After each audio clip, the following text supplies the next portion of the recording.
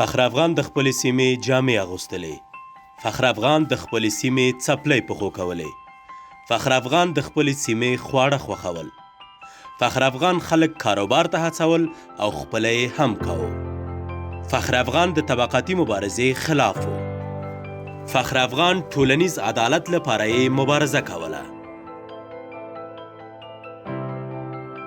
فخر افغان د قوم ازادي او د هغوی د سیاسي شعور لوړولو لپاره هڅې کولې. فخر افغان پښتانه سولې، یووالي او ورورولۍ ته رابلل. فخر افغان په محافلو کې د ډیر لګښت مخالف و. فخر افغان د ځوانۍ په نامه د کټه خرچۍ مخالف و. فخر افغان پښتانه زده کړو ته هڅول. فخر افغان د لومړي ځل لپاره پښتنو ماشومانو ته ښوونځی جوړ کړ.